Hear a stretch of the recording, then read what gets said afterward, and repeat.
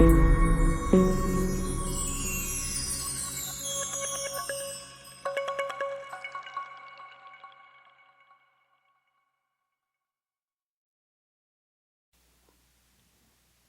I go through the book of Ezekiel,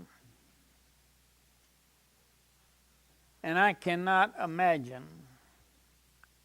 standing in the presence of an angel and speaking with him and him speaking to you. I think all of your strength would leave you. And I think you would be humbled and see how powerless you are without Almighty Yahweh.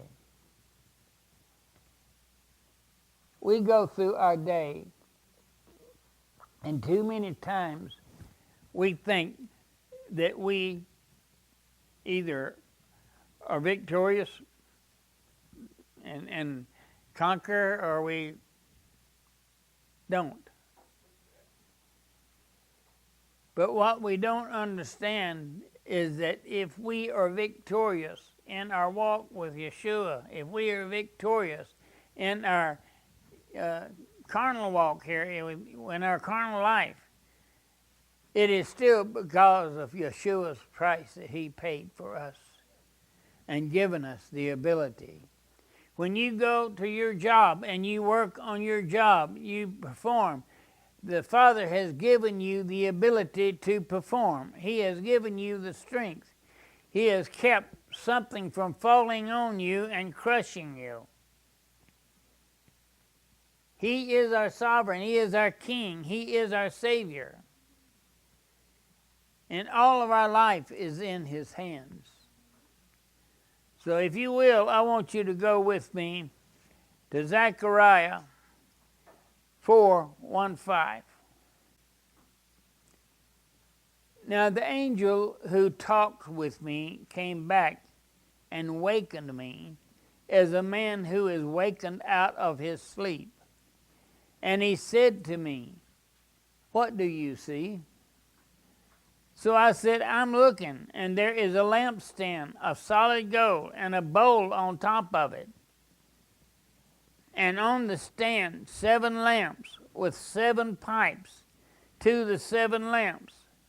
2 olive trees are by it, one on the right of the bowl and the other at its left."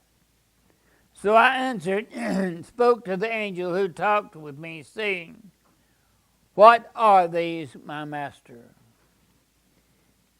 Now I understand that he was looking at a vision that he obviously, there was no doubt in his mind that this thing was a spiritual thing from the Creator of all heaven and earth that had given him this vision and let the angel speak to him. He knew he was in a divine moment with Almighty Yahweh. He knew that he was standing before Almighty Yahweh with the angel there. And we think sometimes how we would like to have that moment where we stand before him, where we are close to him. And I know we're close to him by the Ruach HaKodesh, but don't you think it would take your breath if you saw one of his angels in front of you? We have to understand that there's more to this than we are aware of and have seen. And we understand Zechariah was a man of Yahweh communicating with his angels. But he was a man of Yahweh. He lived the life and he's prepared himself. The book of Zechariah is a beautiful book. But he prepared himself for the Father to give him all of that he had wrote down and given for us.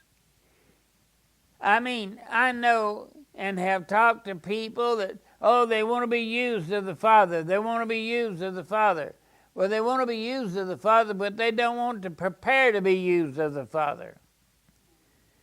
To be used of the Father, you must be clean. You must be kadosh, and you must walk in His Word. This is the fruit of communicating with the Father. What happened to Zechariah was he got not only knowledge, not only wisdom, but he got understanding. The angel gave him understanding of what that was. The bowl on top represented Almighty Yahweh supplying the oil. The oil was the Ruach HaKodesh that was going down through the pipes to the lamps. And there was 2 olive trees sitting beside it.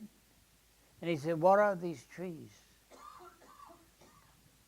And he said, these are those who stand by Yahweh. I submit to you tonight that the 2 there was Enoch and Elijah. And we say, well,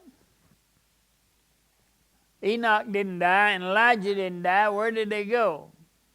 I think it tells you right here beside the Father. Beside the Father. Look at how explicit and detailed the Father's Word is. He prepared Zechariah and gave him revelation of things that were going to happen and going to be revealed to John in the book of Revelation. This is awesome. I mean, we have to prepare and be focused on the Father if we're going to receive this kind of information from the Father, if we're going to walk. So we have to prepare ourselves. And it should be priority in our life that we prepare ourselves to be used of the Father, that we prepare ourselves to be clean, that we prepare ourselves to be focused on the Father. Even though he saw this vision, he had no understanding. And that's what the things of the Father, when he shows us a vision, we wouldn't understand what we're looking at, because 9 times out of 10 it don't even resemble exactly what it says. It was like in Joseph and the baker and the wine tester for Pharaoh. You know, he showed the things on top of the head. Now, who could have figured out that one was going to lose their head and the other one was going to be restored? Father speaks. Zechariah saw the vision, had the knowledge, but no understanding. As it is today, many have knowledge, but no understanding. I see and hear the ministers talking, and many of them have knowledge and good knowledge, but they don't understand the depth of the knowledge and what it requires of them many times.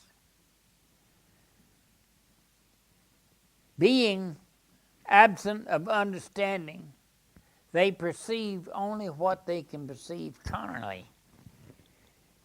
If you don't have the Ruach HaKodesh and understanding, you can only understand with the carnal mind.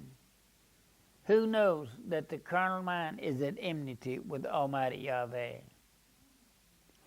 So if you approach His revelations, His understanding with a carnal mind, you're going to get some off-the-wall thing. You have to be focused on the kingdom. You have to be focused on walking in the kingdom and walking in a manner that is pleasing to Almighty Yahweh. We have to prepare ourselves. If we want to be greatly used of Almighty Yahweh, we have to prepare ourselves for that task. We have to prepare ourselves. being absent of understanding, you can't perceive carnally what the Father is saying to you. Zechariah was not puffed up, though more righteous than those around him.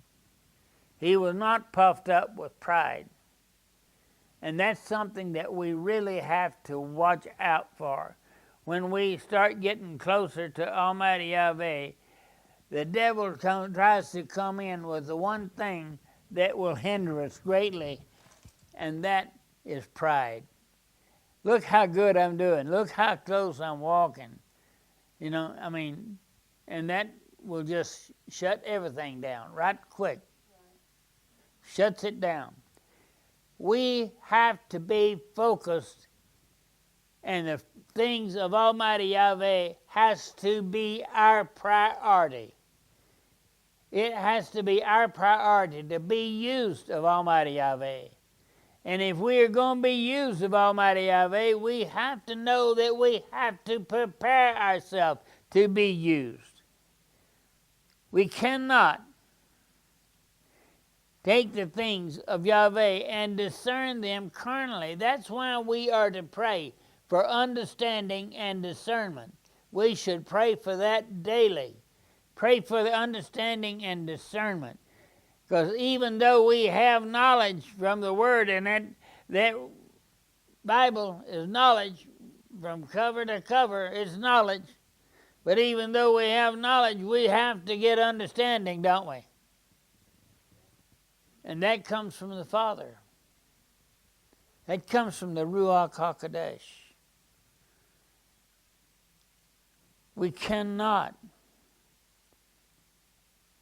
take the things of Yah and discern carnally. We have to submit ourselves to the Father and hear the Father's instructions, preparing ourselves to receive from the Father, preparing our life that we will be accepted by the Father, and that we are not workmen need to be ashamed, study to show ourselves approved, that we don't have to come before the Father and be embarrassed with our life.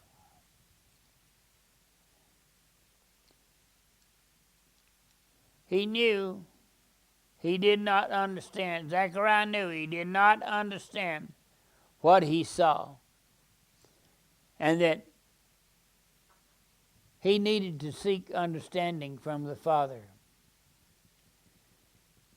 And the angel, he trusted, could tell him the meaning of it, which he did. But we have to be in a place where the Father can use us. Look how he used Zechariah.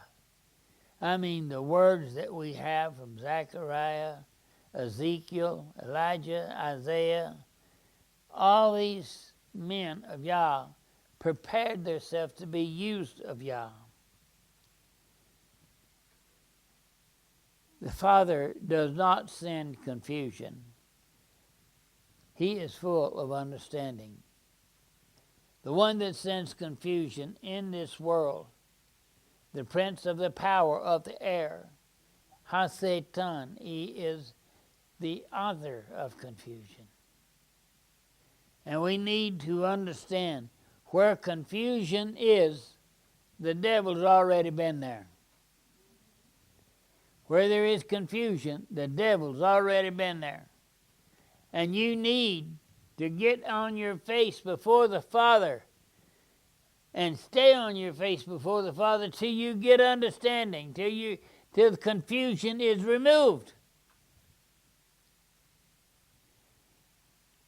He requires you to submit to him. Almighty Yahweh requires you to submit to him and ask him for understanding. He requires you to acknowledge that he is the one who has understanding. He is the one that can give you understanding. And there is no one that understands apart from him and his Son, Yeshua HaMashiach. And they have to reveal it to you.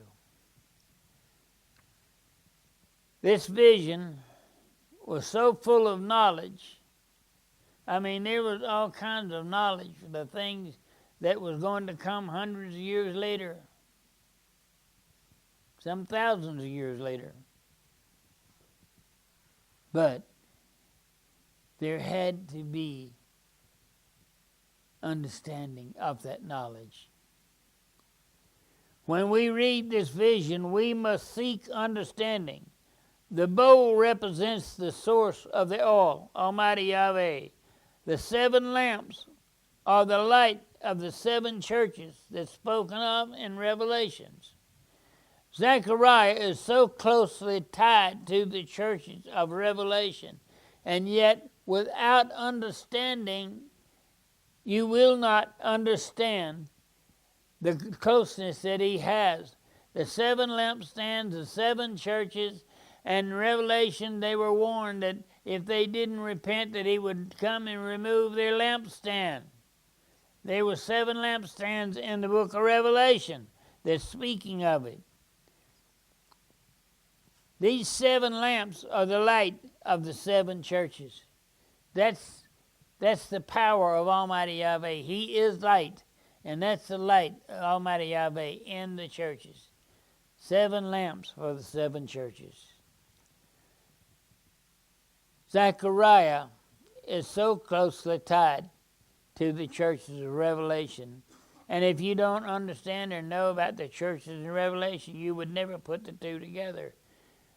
But not only is it the 7 churches in Revelation, but guess what? There are 2 prophets that stand up in Revelation. Huh? And they can withhold the rain from the earth as often as they would. Now, who are the 2 prophets that did not die? Elijah and Enoch. They're the 2 prophets that did not die. Guess what? They will die in the book of Revelation, lay in the street 3 days.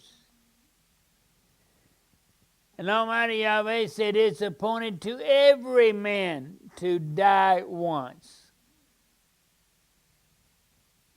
These are the only 2 men I know of that did not experience death. And I believe with all my heart the Father's got them in reserve.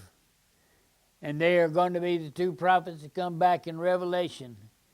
And they are going to die and be in the street for 3 days. And then they're going to resurrect, and it's going to be bad from there. It's going to be bad. Yeah. Yeah. But the Father is no respecter of persons. He'll do for you the same as he'll do for another. But the difference is, today we have been so brainwashed with the perverted grace that I don't know that we really understand what it is to be totally focused on Almighty Yahweh. I believe that we can and should be focused on Him, and that we should be desiring to do His will, and for His will to be important enough to us that we seek it out. Seek out His will for our life and prepare for it. Prepare for it.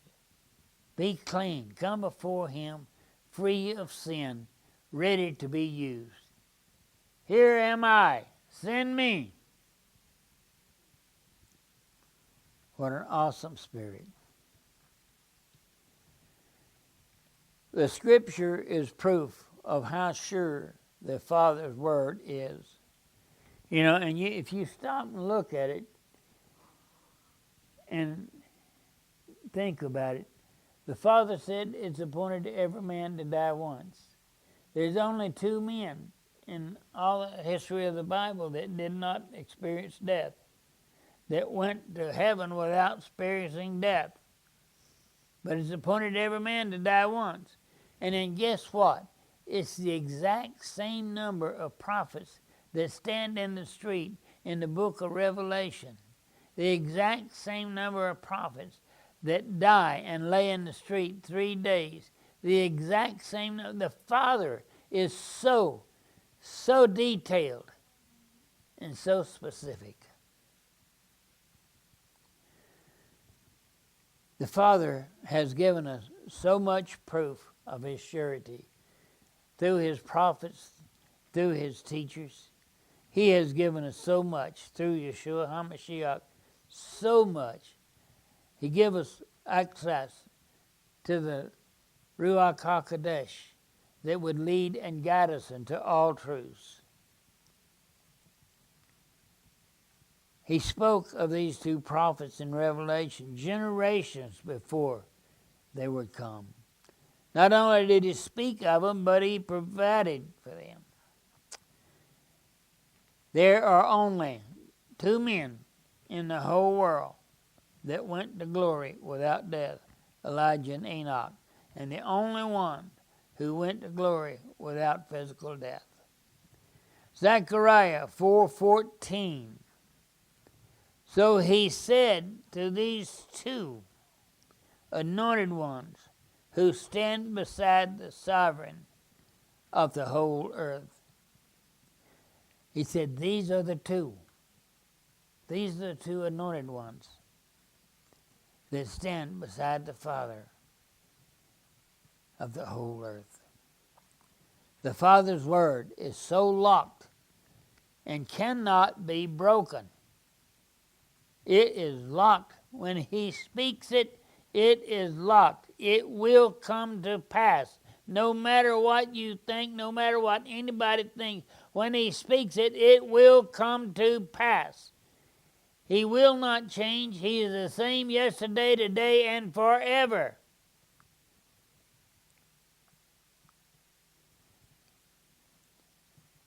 Just look at the glorification Yahweh has given to Elijah and Enoch and to his son, calling down judgment from heaven on a rebellious people. Look what He's done for them, and causing them to resurrect from death right there in the presence of people. These are the Revelation 11:4-6. These are the 2 olive trees and 2 lampstands standing before the Father, sovereign of the earth. And if anyone wants to harm them, fire proceeds from their mouth and devours their enemies. And if anyone wants to harm them, he must be killed in this manner. These have power to shut heaven so that no rain falls in the days of their prophecies. And they have power over waters to turn them to blood and to strike the earth with all the plagues as often as they desire. Now, how can you not relate that back to what Ezekiel saw, Ezekiel's vision? I'm sorry, not Ezekiel's vision, but Zechariah's vision. How can you not equate that back to Zechariah's vision? It's just so anchored in the word of Yahweh. The word is so infallible, so anchored. It will come to pass. When He speaks it, it will come to pass. And when you read His word, whether it is positive or whether it is negative, it will come to pass. Whether it is a blessing or it is a curse, it will come to pass. Look at the generation that will come to pass, has come to pass. Look at this generations. The generations were spoken of by different prophets. Isaiah spoke of the the time of Yeshua. He spoke of grace time. He spoke of the blessings that we walk in today and that we enjoy. Yet, everything Yah has spoken has or will come to pass. The generations he spoke to, things that we see that have come to pass, and that we know because they relate back to his prophecies and his understandings and he's given to us. We are standing on the greatest promises ever proclaimed. We have the hope of glory. We have the hope of protection. We have the hope of direction. We've been given the Ruach HaKodesh that will lead and guide us into all truth. We have been given that supernatural Ruach that's within us that it makes us more than just regular human beings. We have been endued with the power of Almighty Yahweh, the breath of Almighty Yahweh. He has breathed life into us, and he has breathed ability into us. We have the ability to walk in favor of Almighty Yahweh and walk in his blessings and walk in the time that we are in. We are in such a time that it is glorious. It is glorious. I don't know when all these things are going to come to pass, but it seems to me like they're real close to happening right now. We look at Iran and all the things that are going on, and people are just talking about Iran like it's nothing, and talking about the battle like it's no big thing. But, the whole thing is the Father spoke about Iran coming up and being the same power in the end time, that it was going to be renewed in power. And look how much has changed and how much has been modified by the power that they have done with all the terrorism and they have sponsored and everything. They have caused problems with every nation. And every nation knows who they are and take heed of them. Never has any entity been so faithful and true as Almighty Yahweh. He is everything. I mean, you go through the history books and then somebody will come up and say, well, that's not true, and maybe you'll believe something for years and somebody come up with something that makes it different than what you believed. But the word of Yahweh is locked in. It is accurate. It is solid. None of Yahweh's promises have failed. He is faithful to fulfill all that he has promised. It's just so awesome that the Father cares for people that are so caught up in their own way and their sins that he sent his only begotten Son, not only to save us, but to give us access to the Ruach HaKodesh, that we could understand and walk in a manner that's pleasing to Almighty Yahweh and not leave us captive to the devil. He has given us power over all the power of the enemy. We are not captivated by the devil. We've got power over him.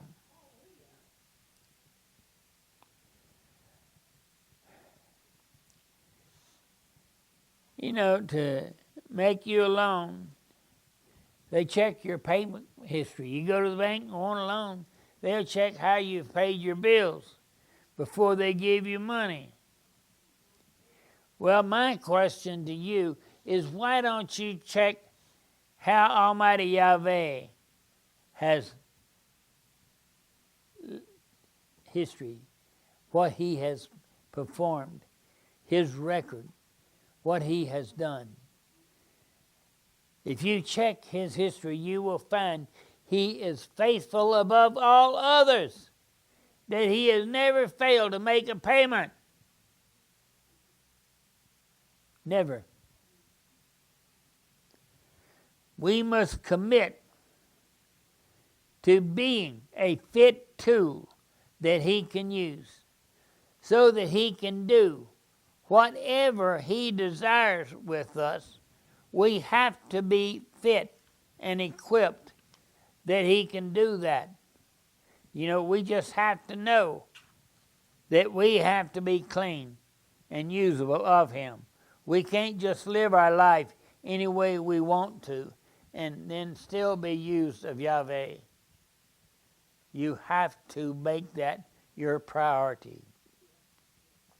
That has to be your priority. Not just go to church and do the churchy things, but your priority is to be pleasing and serve Almighty Yahweh, to be fit for his use, to be fit, a fit tool for him.